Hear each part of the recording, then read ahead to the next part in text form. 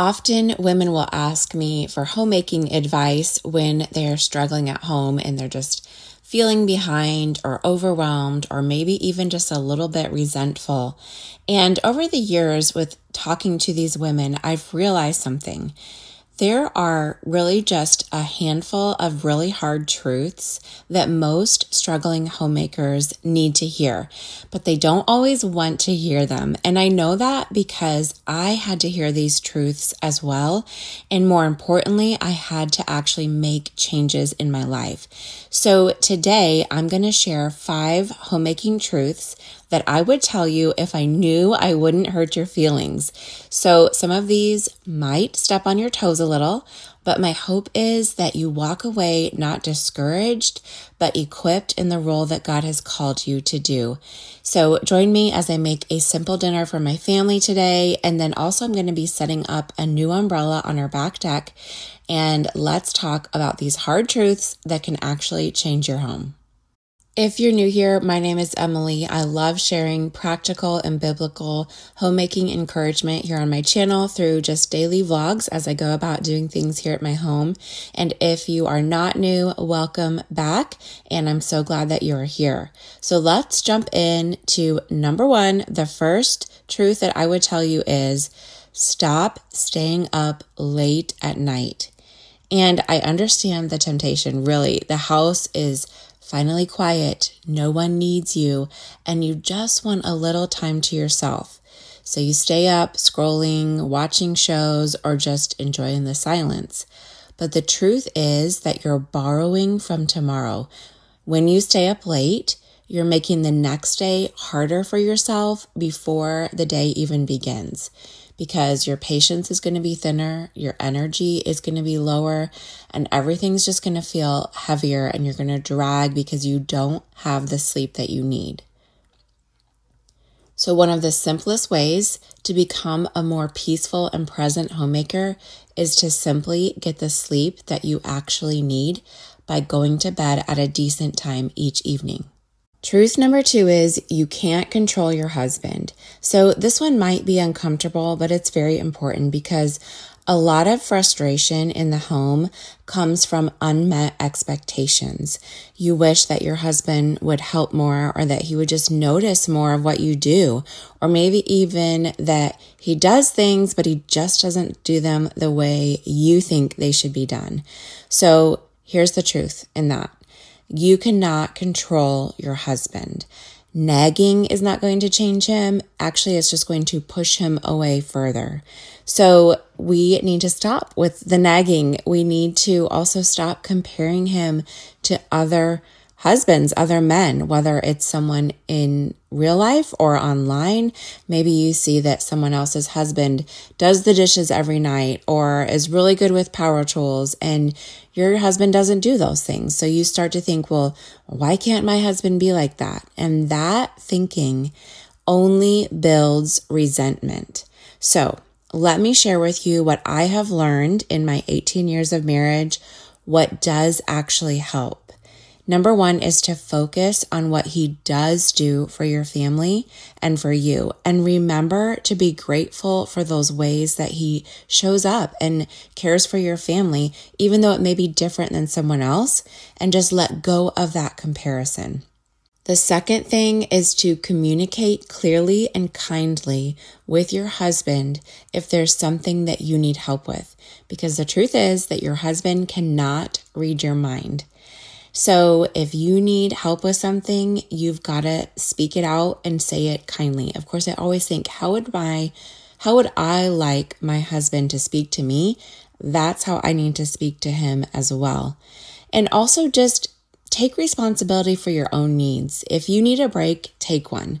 There were seasons where I realized I was just waiting for permission from my husband to take a rest and to take a break. And I actually didn't need his permission. I just started building in small breaks throughout my day so that I wasn't, waiting until the end of the day and then taking a break and feeling resentful because I still had to make dinner and I still had to do the dishes.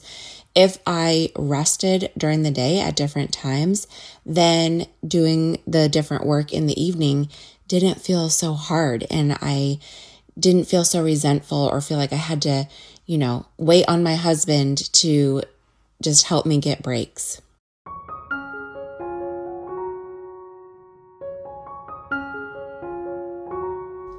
Tonight, I was making a simple dinner that we often have of burgers, and we had actually planned to have my husband grill them on the back deck, and we were going to eat outside, but we ended up having a thunderstorm and even hail that afternoon.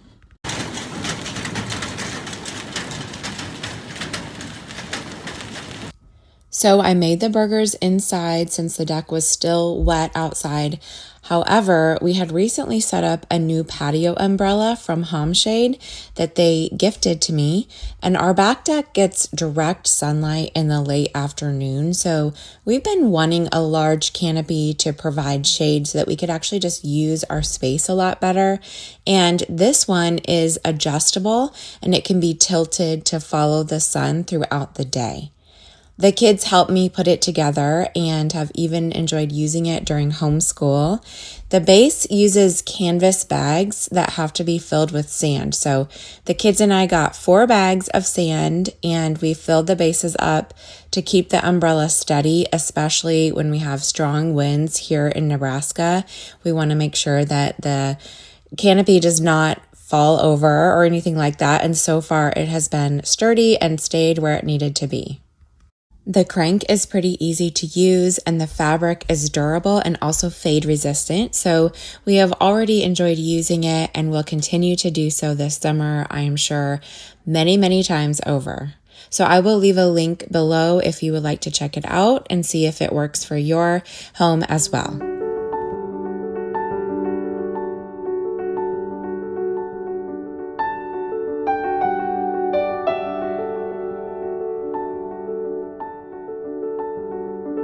Truth number 3 is don't give your family your leftovers.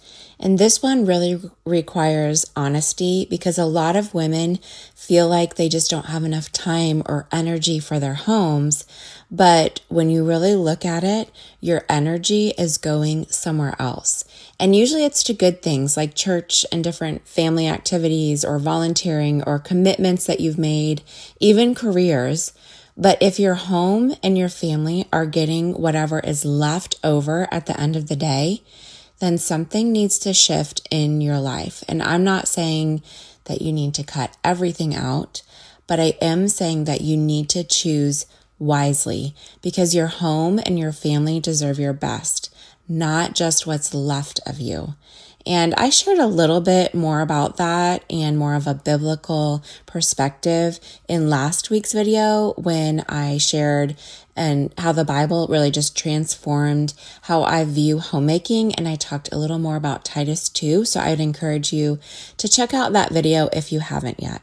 Truth number 4 is to get off your phone. And I know this one is really simple, but it's not easy. Your phone is one of the biggest sources of distraction as a homemaker. And I say that as someone who has struggled with it too.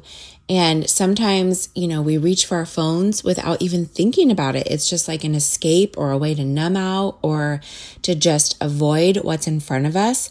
But imagine if your homemaking didn't have the constant distraction of your phone. How much more present would you be? How much more peaceful would your home feel? There have been seasons where I've had to just delete apps completely off my phone just to break the habit, or just like put my phone up on a high shelf and have it out of sight so that I don't even reach for it anymore. And honestly, that has really helped me more than anything else.